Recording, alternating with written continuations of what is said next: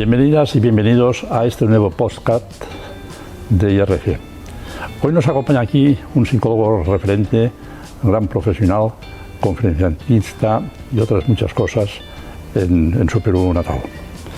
Cristian Rodríguez. Cristian Rodríguez, leo un breve currículum suyo porque tu currículum es inmenso y tardaríamos posiblemente tiempo en relatar todo lo que has hecho a lo largo de tu corta pero amplia experiencia profesional.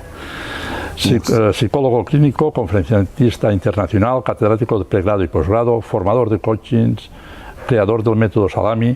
Además es miembro del Consejo Directivo 1 de Lima y Callao, del Colegio de Psicólogos de Perú. Su trayectoria combina la docencia, la intervención, el liderazgo institucional y el impulso a nuevas generaciones de psicólogos en América Latina.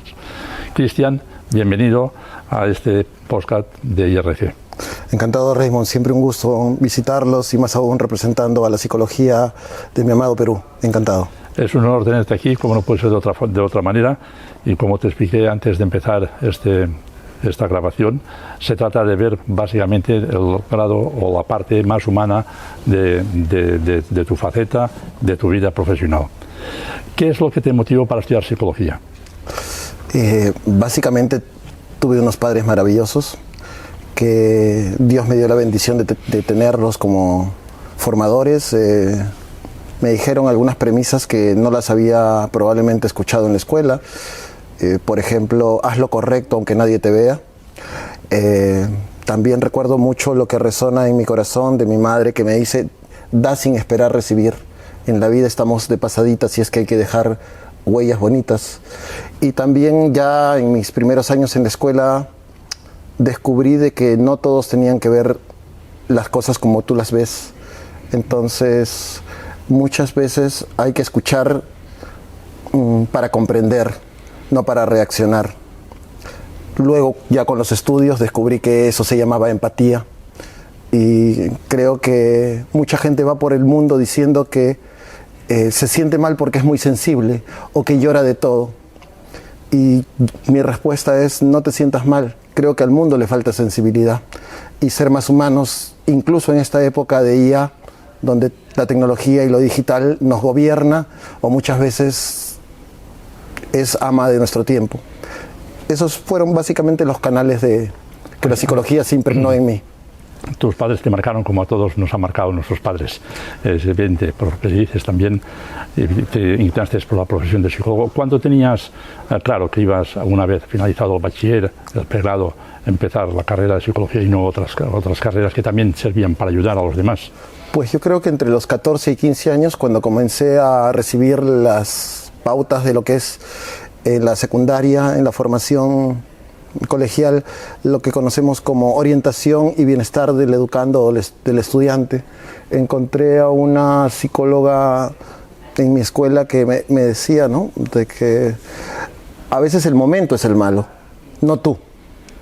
Y dejé de generalizar, dejé de decir que yo no servía para esto o para aquello.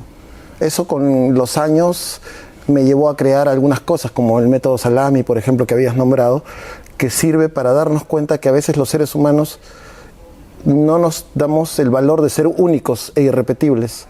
Y muchas veces competimos contra otros, cuando en realidad el secreto es ser mejor que nosotros mismos, ¿no? Correcto. Antes ya acabas de comentar el método Salami, que es una herramienta de trabajo que tú has diseñado. Cuenta para nuestros espectadores un poquitín brevemente en qué consiste este método. Sí, bueno, el método Salami consiste básicamente en 3 niveles. El primero, identificar cómo te saboteas. El autosabotaje no es una enfermedad, es una actitud que muchas veces está en el día a día, en nuestros esquemas muy cerrados para no llevar o no concretar. En pocas palabras, no tenemos la capacidad de convertir nuestras intenciones en acciones y logros. El segundo nivel tiene que ver con que le pongamos un camino, una ruta a lo que queremos. O sea, tenemos que tener un plan. Ojo, aquí un paréntesis. Hay que tener un plan B y C, porque en la vida, como en el amor, como en el trabajo y como en otros entornos, no siempre el plan A es el que se ejecuta. Por eso nuestro plan B y C tiene que ser igual o mejor incluso que el plan A. Y eso exige de que nos demos cuenta cómo nos saboteamos. Y en ese tercer nivel ingresan ya los indicadores de autosabotaje, que tiene que ver con la última parte del método Salami. ¿Cómo yo me saboteo? Entendiendo básicamente que sabotearse es hacerse trampa a uno mismo, en términos deportivos es hacerse autogol. Por ejemplo, procrastinar. Dilatamos mucho nuestros planes y nuestros más hermosos sueños y no les ponemos fecha de vencimiento o fecha de cumplimiento. Por ejemplo, justificarse. Mucha gente tiene esta muletilla. Es que tú no sabes lo que yo he vivido, Raymond. Es que si supieras todo lo que he pasado. Es que qué fácil es para ti hablar porque tienes dinero, tienes quien te ayude. El es que es a veces un escudo para progresar. Luego tenemos, ¿por qué a mí? Si los que nos están viendo conocen personas que constantemente se dicen esta pregunta para no crecer, es victimizarse. Entonces tenemos ya algunos indicadores como la victimización, la procrastinación, la justificación. Hay otro indicador del método Salami que es importante evaluarlo en el día a día, que puede ser entornos laborales, clínicos, educativos, es la invalidación, el famoso pero. Hay gente que dice que no tiene trabajo y le ofrecen un trabajo en Girona, que estamos aquí en Barcelona, o le ofrecen aquí en Zaragoza y dice, pero es muy lejos. O pero hasta allá me voy a ir, pero me van a pagar una miseria para lo que yo soy. Entonces el pero invalida. Pero eso también pasa en una cuestión familiar y actitudinal. A la niña o a la señorita que los padres le piden, ¿cuándo vas a traer un novio? Ya estás creciendo, no te vas a quedar sola. Y cuando esa niña trae por fin un novio, esos que le exigen que traiga una pareja le dicen, pero es enano, pero no es profesional, pero es de determinado país, color o raza. Entonces el pero nos vulnera, nos mete un disparo a lo que nosotros hemos decidido. Es atentar contra elegir. Y elegir, siempre le digo a mis estudiantes y a mis colegas que elegir es importante, pero elegirse es más importante. Entonces, y elegirse tiene una trampa, que a veces cuando es necesario, aunque duela, es sano. Y hay que separar la palabra elegir, irse, porque identificas que ahí no creces. El método Salami tiene que ver en el campo laboral cuando, por ejemplo, tienes un jefe que te dice, yo cuando hago una cosa la hago bien, si no, no la hago. Por eso no la hace. Y les aconsejo a los jóvenes y no tan jóvenes que no duren mucho tiempo ahí. Porque en otras palabras estás diciendo, yo no valoro tu talento. Y es vital no trabajar con gente que se aproveche de tu necesidad. Hay que trabajar con gente que valora nuestro talento. Eso es el método Salami. Muy bien, gracias. Sueles decir tú, en alguna de sus expresiones he oído, que dices que la psicología debe salir de las aulas y entrar en la vida cotidiana. ¿Qué significa esto para ti? Pues no existe mejor universidad que la vida misma. No podemos ser psicólogos toda la vida de laboratorio, de aulas. El día a día es más importante porque muchas veces dejamos de ser humanos para ser de conceptos, y el pendiente que tiene una señorita en los oídos o el reloj que me lo regaló alguien muy importante no son conceptos, son significados, y le estamos poniendo costo a todo. ¿Cuánto me cuesta una maestría? ¿Cuánto me cuesta un viaje? Pero los seres humanos nos movemos en función a valores, y eso es lo que tenemos que contagiar. El hecho de que todavía en este mundo cada uno de nosotros tenemos el valor de ayudar a mejorarlo. De repente no podemos con todo, pero todos podemos con algo. Y eso es vital e importante. Y el otro factor, para psicólogos y no psicólogos, no creernos superhéroes. Porque ante todo tenemos que humanizarnos nosotros mismos. No podemos ser tiranos de nuestros defectos y convertir un error como si fuera un capítulo final, o una herida convertirla en un destino. Y eso exige que seamos la mejor versión de nosotros mismos. Y cuando duela, hay que hacer un pare. Cuando hay duelo, que no necesariamente es una pérdida, sino es un plan fallido, es una relación que no progresó, algo que necesita freno, es más que vital decir, necesito ayuda. A los seres humanos, sobre todo en la parte de Latinoamérica, nos han vendido una idea de que Ser fuerte es no llorar, ser fuerte es siempre pararse, ser fuerte exige no reconocer vulnerabilidades. Y en realidad yo apuesto por lo otro. Trato de no guardarme lágrimas, porque las lágrimas es como un cólico o algo que por dentro necesitamos sacarlo, porque si no te enferman, si se quedan dentro. Cristian, ¿qué papel crees que debe tener un psicólogo en la toma de decisiones sociales, políticas, ambientales? Pues el más trascendente, porque las leyes, las normas, los reglamentos están hechos de valores, de ideas y de conceptos. No tiene sentido tener las mejores leyes si no educamos en cómo las debemos cumplir. Estamos llenos de estatutos, de normas, de decretos, incluso en la parte de infraestructura. Podemos tener las mejores pistas y veredas, pero si no enseñamos a la gente a cómo cruzar una calle, o que primero es el peatón y no el conductor, difícilmente podemos nosotros implicar en prevención. Queremos resultados rápidos, por eso no invertimos en salud mental. Y si un político a todo nivel realmente le importa la salud, y no hay salud sin salud mental, tiene que meterse como psicólogo. Yo les digo a las nuevas generaciones, métanse a política. ¿Y por qué? Porque cuando un psicólogo se mete a política ya puede ser parte de espacios de decisión, espacios de presupuesto, donde de alguna otra manera puede determinar plazas, concursos, vacantes, y puede decir, wow, hay 100 plazas para Cataluña, para 100 psicólogos expertos en prevención de adicciones, y otros vendrán, pero hay que abrir caminos. La política no es sucia, nosotros la ensuciamos o simplemente permitimos que se haga daño a través de ella. Y si uno no se mete en política, termina siendo víctima de la política. Entonces, qué lujo para el mundo sería que nuestras autoridades pasen una evaluación en salud mental antes de ocupar un cargo público. Eso haría falta. Correcto, como requisito. Sí. Bien. ¿Cuáles han sido los mayores desafíos en tu carrera profesional y cómo te has enfrentado a ellos y los has superado? Pues uno de los mayores, creo yo, es que yo nací en un pueblo muy pequeño, pero que lo llevo siempre en mi corazón, que se llama Camaná. Camaná. Camaná es la costa sur de Perú. Ahí fui feliz. Sufrí, por ejemplo, un espacio que ahora en estos años se llama bullying. Y recuerdo que lloraba porque todo el mundo me decía por mis orejas que eran grandes y yo era muy pequeño. Me decían Dumbo, me decían orejón, que cuando corría iba a volar. Y un día le pedí a mi padre que me cambie de colegio porque yo no podía seguir aguantando y soportando ese padecimiento. Y de pronto, mi padre me dijo, quéjate con el profesor. Me quejé con el profesor y el profesor me dice, ya pe orejón, no molestes, no les hagas caso, no era suficiente para mí. Fui donde mi madre, que creo que es lo más parecido a Dios en la tierra, y mi madre me dijo, te voy a decir la verdad. Tus orejas no son grandes, tu cara es pequeña.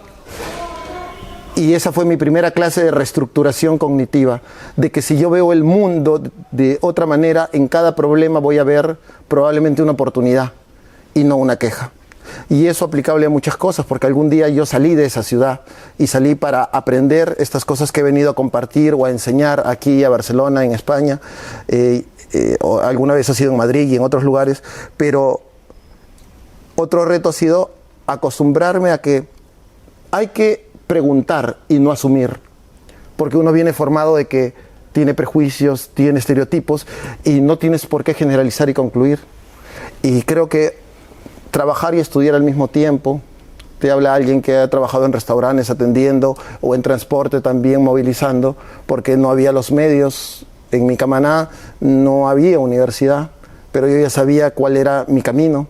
Y también salir, ver otras culturas,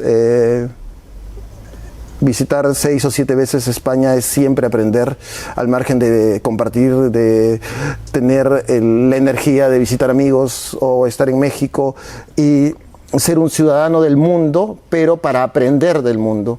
Y estamos aquí para que esas huellas sean bonitas y saludables. A veces hay relaciones serias, Pero las relaciones tienen que ser serias, sí, pero más que serias tienen que ser sanas. Y si son sanas, todo es posible. ¿Qué aprendiste sobre ti mismo en los momentos de menor dificultad profesional? Me sorprendí de que algunas cosas que consideraba que con dudas y con miedo iba a salir adelante, pedí ayuda, rompí las reglas que de alguna otra manera a uno le siembran, desde algo muy simple como pedir un abrazo, porque un abrazo de repente no es medicina, pero un abrazo puede ser el mejor analgésico en momentos muy vulnerables. Cuando mi padre hace poco se me fue, se me acercó y me dijo, gracias porque me estoy llevando muchos recuerdos. Yo he aprendido de ti, hijo, y los padres también debemos aprender de nuestros hijos y viceversa, como ahora que un niño nos enseña a instalar una aplicación en el celular, que nosotros somos dueños del celular y pagamos el celular, pero no tenemos la capacidad ni la velocidad para hacerlo. Entonces, es vital también compartir. No todo es concepto, aula o aplicación. Humanizar el trabajo o una conversación es escuchar, pero sobre todo decir, el momento o la situación me rebasa, puedo hacer una pausa. O si alguien te pregunta, ¿sabes algo? En lugar de decir no lo sé, también puedo contestar, estoy en proceso o todavía no lo sé, y puedes ponértelo como reto, ¿no? Entonces es importante no ponerse techos, porque como dice alguien por ahí, ¿para qué pedimos el cielo si ya hay huellas en la luna? Bien, desde el Colegio Profesional de Psicólogos de Perú, tú has como directivo impulsado la campaña que se llama Un directivo te escucha. ¿Qué significa y qué hace este proyecto? Somos autoridades, pero ante todo me considero que tenemos la gran oportunidad y responsabilidad de representar a casi 67.000 psicólogos que somos en Perú, y solo en Lima y Callao somos más de 35.000.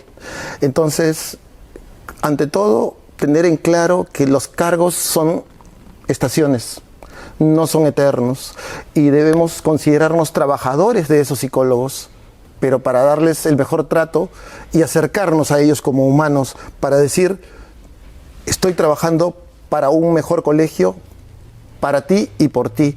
Hermoso, estoy seguro que va a ser que la oportunidad que IRG da de potenciar el currículum, los talentos y las oportunidades, y que vengan más psicólogos peruanos a aprender del Instituto Raymond Gaja, pero ante todo de compartir con diferentes perfiles de más de 15 países. El proyecto Tu Directivo Te Escucha es humanizar la psicología, dejarla y sacarla de los libros y de las diapositivas y de los papers, y traerla en dos humanos. Al fin y al cabo, como diría Jung, domina todas las teorías, maneja todos los conceptos, pero ante todo sé un alma humana que puede ayudar o conversar con otra alma humana, y no se necesita, creo que los psicólogos tenemos ese reto, no se necesita apagar la luz de un psicólogo para que otro psicólogo brille. Somos los expertos en gestionar conflictos y tenemos que ser más de tender puentes que de sembrar muros. La candidatura a la cual tú formabas parte y que habéis ganado las elecciones en tu país, en Lima, en Callao. En Lima, ya habéis en poco tiempo organizado, o has organizado, mejor dicho, tú, un Congreso Internacional de Psicología. ¿Qué impacto ha tenido este Congreso? Bueno, para mí es un orgullo tremendo que gracias a la gestión que tenemos menos de 4 meses, en abril, el mes del psicólogo peruano, que se celebra el día 30, pero todo el mes tenemos actividades, logramos, después de casi 2 décadas, hacer un congreso internacional cuyo lema fue bienestar psicológico, salud y progreso. 3 temas que tienen que ver con el crecimiento resiliente, que tienen que ver con la integridad, y sobre todo algo que está muy venido a menos, que es la seguridad, tanto pública, personal, como en temas políticos. Tuvimos más de casi 350 participantes presencial, expositores de 8 países, Las críticas fueron súper bienvenidas, buenas y saludables, porque se estaba honrando con lo académico, con lo científico, a actualizarse, a dar herramientas en más de 30 conferencias, en más de 8 talleres, mesas redondas, paneles, expositores de 8 países, en los que estuvo presente, por ejemplo, el doctor Fermín Carrillo como representante de IRG y representante de España, con una conferencia extraordinaria de apertura, y tuvimos también diferentes roles y aplicaciones. Ese congreso ha llegado para quedarse. Ese congreso, y los invitamos, donde también IRG es aliado estratégico, a visitar Perú, disfrutar de su gastronomía, de sus paisajes, de su cultura, y qué mejor llevarse información y mucho conocimiento en abril del próximo año en la segunda edición. Eso es uno de los logros que hemos tenido en poco tiempo. ¿Será un congreso anual? Sí, será un congreso anual, y estoy seguro que las ediciones venideras serán mayores retos, incluso con otras personas, pero la idea es sembrar ese camino para que este evento ha llegado para quedarse, y que muchos gocen de diferentes oportunidades o presenten sus estudios, o desde el extranjero también vengan a compartir las grandes ideas y proyectos que pueden tener a nivel personal o institucional. Cristian, ¿cómo logras equilibrar tu vida profesional con la personal? ¿Cuál es tu refugio o tu motor diario? Cuando estoy con mis padres, los brazos de mi madre son el lugar más perfecto. Yo le llamo mi paraíso. Y escuchar algunos videos que tengo con conversaciones cotidianas con mi padre sobre fútbol, sobre deportes, sobre cultura, sobre visitar un museo, es vital. Ese es mi cable a tierra. Yo siempre digo de que los abrazos de mi esposa, los abrazos de mi madre o las palabras de mi padre me reinician. Y reiniciarse no siempre es fácil. A veces hay que mantener por algún espacio o tiempo la máquina descansando. No abusemos de la fortaleza que nos dicen que debemos tener, porque esa armadura a veces nos puede aplanar o nos puede hundir. Entonces hay que también dejar la capa en el perchero para descansar como seres humanos. Has escrito, no recuerdo ahora dónde, una frase que dices textualmente: nos matamos trabajando para que no nos falte nada, y lo que nos falta somos nosotros. ¿Cómo cuida Cristian su propio bienestar? Apagando el celular. Apagando el celular. Existe una función maravillosa que muy poco la utilizamos y la tenemos al alcance de la mano. Se llama modo avión. Vale. ¿Ya? Y inténtenlo poner un par de horas, no cuando duermes, porque incluso cuando duermes está prendido el celular. O cuando vas a los servicios higiénicos, no vayas con el celular. En estos tiempos parece que somos de 4 partes: cabeza, tronco, extremidades y móvil. Y no somos así. Y nos sembramos la idea de que es necesario, de que ya antes era un lujo, ahora es una necesidad, y donde vayamos tenemos que ir. Y estamos conversando con nuestro hijo o conversando con nuestros empleados viendo el móvil. Y eso es dañino porque, por ejemplo, cuando converso con un médico o tengo algún tipo de asesoría, orientación o alguna cita en el consultorio con algún médico, le digo: ¿cómo está su silla? Me dice: ¿mi silla? ¿Y qué tiene que ver mi silla? Es que en esa silla pasas entre 5 y 6 horas diarias, y si tu silla no es cómoda, te incomoda, estás que te mueves, estás que apuras al paciente, estás desesperado por rellenarle un formato para que se vaya a la farmacia, tu silla no es cómoda. Tu silla te tiene que permitir escuchar para que lo hagas sentir humano e importante, porque somos de momentos, y el momento más importante, algunos le llaman mindfulness o conciencia plena, es el que tú eliges vivir. Si tú abrazas, concéntrate en tu abrazo. Si haces el amor, dedícate y disfruta al máximo. Si vas a un partido, no vayas a ver el partido y estás en la tribuna viendo tu móvil y revisando tus redes sociales. Disfruta el partido. Si das un beso, no te preocupes que mañana tienes una entrevista de trabajo o planchar una camisa. ¿no? Entonces, concéntrate y dale tu tiempo a lo que estás haciendo. Te permite grabarte situaciones, experiencias y lo mejor que puedes sembrar en las personas, sabores. Somos lo que sembramos en el corazón de las personas y eso es lo único que dejamos en este mundo. Con eso de alguna u otra manera trato de equilibrarlo. Cristian, ¿qué te define a ti como psicólogo? ¿Qué valores son irrenunciables en tu carrera profesional? El principal valor que creo que puedo cogerlo de mi padre y mi madre aplicado a mi vida laboral es que hay que hacer lo correcto aunque nadie nos vea, de trabajar en equipo, de que hay que a veces tener esfuerzos individuales para generar beneficios colectivos. No podemos nosotros hablar de integración, de que todos somos iguales, cuando el beneficio lo sembramos como privilegio y no lo sembramos estrictamente como derecho. Tiene que ver también algo que creo que he ido cultivando, me ha costado mucho, en algunos he tenido sacudones, que es innovar. Innovar es atreverse en lugar de arrepentirse.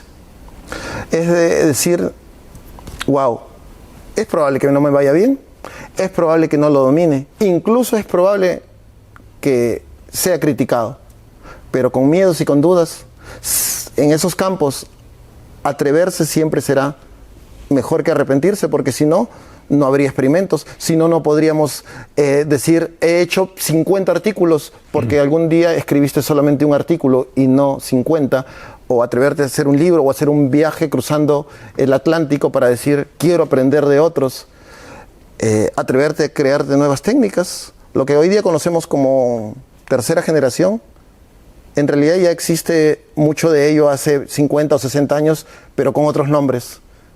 Y a los que hablamos español nos encanta cada vez más hablar en términos anglosajones o extranjeros, cuando yo les digo, ¿no? Por ejemplo, en términos de coaching, yo no podría hacer coaching sin ser psicólogo. No existe una sola herramienta del coaching que no tenga base psicológica, ¿ya? Y si alguien la sabe, que me lo demuestre, yo le doy un premio. Pero no existe ninguna. Eso se llama modelo cognitivo-conductual, ¿ya? Y eso lo creamos hace más de 70 años. Por eso nos independizamos de ciencias como la medicina o la filosofía. Y la innovación también tiene que ver con nosotros mismos. Ver hacia atrás y decir, wow, mi primera entrevista sudaba con la cámara. No podía tener contacto visual con el entrevistador. Me costaba poner ejemplos. Tenían que ponerme un teleprompter para decir qué tal cosa. Eso es mejora continua y eso tiene que ver como valor agregado. Y sobre todo también no olvidar el camino que recorriste, porque no siempre vamos a estar arriba y cuando bajemos nos vamos a encontrar con todos aquellos que estuvieron en ese camino y es importante valorarlos. ¿Cómo ves, Cristian, el futuro de la psicología en Perú y en Latinoamérica en general? Muy desafiante porque cada vez hay mayores propuestas de demandas que mucha gente quiere tomar atajos. Yo no puedo decirle a una persona que quiera mejorar su salud mental, que quiera gestionar mejor sus emociones, que quiera potenciar mejor alguna alteración personal, psíquica o a través de actitudes, de comportamientos, no le puedo decir que busque consejo o que busque ayuda en alguien que no sea psicólogo. Porque si tomamos atajos para lograr resultados, a veces nos va a ir bien, pero la máscara se puede caer. No podemos abrir y atender situaciones que no estamos preparados para cerrar. Eso es un daño tremendo, porque a veces, ya no puedo con este caso, te lo derivo. Y también tenemos que ser honestos con nosotros mismos y auténticos. Hace poco vino alguien a buscarme y quería que yo atienda a su hijo por un tema de adicción. Y el hijo estaba muy resistente a recibir ayuda profesional.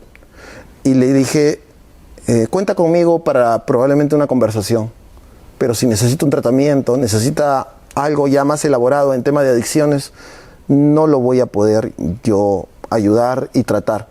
E insistió y me dice, pero tú le caes bien, ha conversado contigo en el ascensor o en el lobby, quiere contigo la terapia. Le dije, encantado, pero de otros temas. Las adicciones son una enfermedad y no es un vicio, y requiere intervención de psicólogos expertos en esa temática, y yo no lo soy. Y sería faltarle ese respeto a ellos y sería estafarte a ti. Entonces, eso también es un valor que debemos contagiar. Y posiblemente también ingresos. Correcto, correcto. No es una enfermedad o un trastorno que se pueda hacer de una forma muy ambulatoria. No es automático y no podemos estar estafando. Hay mucha gente que está haciendo psicología sin ser psicólogo, pero esa psicología no es ni científica ni seria, y mucho menos sana. Y la estafa no va solamente contra el expectativo a la salud. La estafa está yendo contra el bolsillo. Y eso no sobra. Entonces hay que cuidar, porque eso será la recomendación de otro profesional. Cristian, ¿qué habilidades o conocimientos esenciales recomendarías a quienes se están formando ahora como psicólogos, a los psicólogos en ciernes? No tengan miedo a la investigación. ¿Ya? Investigar es también hacer nuestra ciencia mucho más seria, mucho más destacable. Es vital e importante que no nos encerremos en nuestro idioma, que es muy cálido, es muy bonito, e incluso hay palabras que encuentras en español que no encuentras en otros idiomas. Pero también ábrete al mundo. Viaja para aprender, viaja para compartir. Sé auténtico, que te pueden acusar de todo, pero ya cuando te acusan de falso, de que no eres, ya perdiste todo. Los currículums se construyen, pero las trayectorias transforman, y transforman en espejos. Son como las emociones, ¿no? Las emociones, por ahí escucho que dicen, hay que controlarlas. No, hay que ponerlas a nuestro favor. Son como los elementos químicos, ni se crean ni se destruyen. Hay que transformarlos, y si los transformamos para nuestro beneficio, sin hacer daño a otros, habremos hecho una gran parte del trabajo. ¿Y qué error debe de evitar el futuro psicólogo? Creo que no debe, en lo personal, no debe guardarse tres cosas. No hay que guardarse lágrimas, no hay que guardarse abrazos, y no hay que guardarse el derecho a pedir ayuda cuando algo no dominas o no sabes. Trabaja en equipo, porque siempre vas a encontrar a alguien que sepa mejor que tú algún aspecto, algún tema, o vea las cosas de manera diferente. Tolera la frustración. Yo aprendí a tolerar la frustración, por ejemplo, acompañando a mi madre de compras. Y mi madre me decía, tu papá máximo me acompaña 1 hora, contigo puede estar todo el día. Y le digo, simple, si me aburro, te digo, voy a estar en el restaurante o en el café de al lado. Mientras veo un partido, tú sigue de compras, pero no te apuro ni te altero, porque tú eres feliz comprando o viendo productos sin necesidad de comprar, y yo soy feliz acompañándote. Es importante también eso que dicen que la empatía es ponerse en el lugar del otro. No, si yo me saco el zapato, no calzamos igual. Y en sentido figurado, tiene que ver con expresar al otro también cómo tú te ves. A veces mucha gente viene de una entrevista de trabajo y te dice, no me contrataron, o ya había enchufe, o no sé si le llaman así aquí en España, sí, o ya había palanca. Entonces, a veces tenemos una respuesta automática. Tranquilo, trabajos sobran. Eso no es empatía. Eso es una lástima disfrazada. ¿Ya? Eso es un consuelo enmascarado. ¿Qué sería empatía? Oye, estoy seguro que con tu potencial vas a encontrar algo y mejor de lo que te has presentado. Pásame tu CV. O si lo tienes en digital, pásamelo por WhatsApp. Por ahí te voy a recomendar en 3 o 4 lugares donde sé que van a valorar tu capacidad. Eso es empatía. Eso es abrir puertas y no darle un portazo. Una última pregunta, Cristian. ¿Lo más difícil, lo más gratificante de ser psicólogo hoy? Lo más difícil, abrirse caminos, incluso dejando cosas hermosas para construir cosas maravillosas. Salir de la zona de confort, lo más difícil, creo yo. Vaya que no se construye de la noche a la mañana, porque uno en concepto dice que tengo que progresar, crecer, salir, etc. Y lo más gratificante,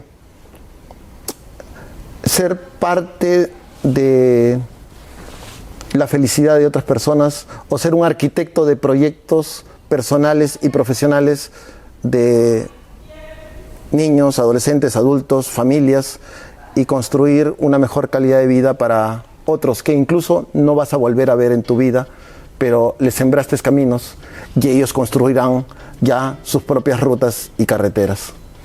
Gracias, Cristian, por compartir esos minutos con nosotros. Eres una persona muy inspiradora. Tu compromiso con el bienestar, con la formación y el liderazgo nos inspira y creo que va a ser muy útil para muchos de nuestros seguidores. Y a todos nuestros seguidores también muchas gracias por habernos aguantado, soportado un poco más. Esperamos vernos pronto en el siguiente podcast que vais a tener colgados en las redes dentro de poco.